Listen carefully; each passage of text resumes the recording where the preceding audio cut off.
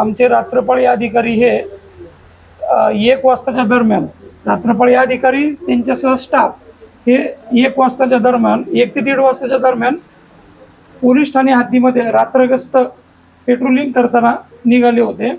Patrolling करत असताना हल्दीराम जवळून जात असताना मंगळवारी बाजाराच्या जे कट्टे बनवलेले आहे सिमेंटचे, त्या ठिकाणी एक 5-6 व्यक्ती दारू पिताना मिळून आले. त्या व्यक्तींना आमच्या अधिकारी आणि स्टाफने त्यांच्याकडे विचारपूस केली. तुम्ही ते कुठून आला आहे, तुमचा ॲड्रेस काय, तुमचं नाव काय, याबाबत विचारपूस केली. पण त्यांनी त्यांचं नाव, कुठून आले हे काही सांगितले नाही. त्यांनी उलट आमच्या अधिकाऱ्यांना सांगितलं की तुम्ही दारू पिऊन आहात आणि तुम्ही आमच्याशी हुज्जत घालत आहात. आम्ही दारू पिणे हा गुन्हा नाही आहे असं आरोपी ते 5ही लोक सांगत आहेत. ते जिल्हा बिर्याणीच्या समोर, जे बिर्याणीचं दुकान होतं त्याच्यासमोर सिमेंटचे कट्टे आहेत, त्या ठिकाणी हे लोक दारूचे मोकळ्या बाटल्या पडलेल्या होत्या, त्या ठिकाणी ते बसलेले होते. त्यांना विचारपूस केली, परंतु त्यांनी उलट उत्तरं देण्यास सुरुवात केली.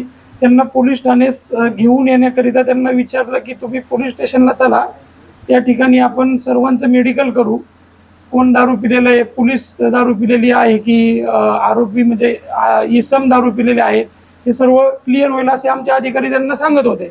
परंतु ते ऐकण्याच्या स्थितीत नव्हते.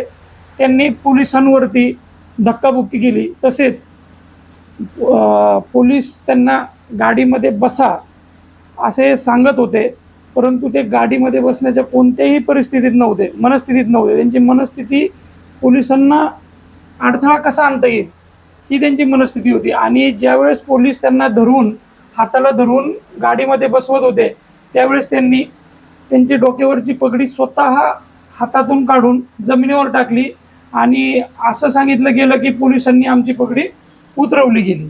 तसेच त्यांना पकडण्याचा, ते पळून जाण्याच्या प्रयत्नात होते, त्यांना पकडण्याचा प्रयत्न केला. त्यांनी एक दगड हातामध्ये घेऊन पोलिसांकडे मारण्याचा प्रयत्न केला. मारला नाही, फक्त मारण्याचा प्रयत्न केला आहे.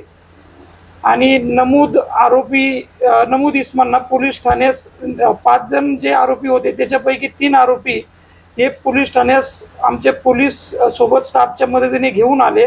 त्या तिघांचं नाव आहे अमित सिंग परवेंदर सिंग भाटिया, दुसरा आरोपी आहे तरणदीप सिंग परवेंदर सिंग भाटिया, अनमोल सिंग महेंद्र सिंग भाटिया.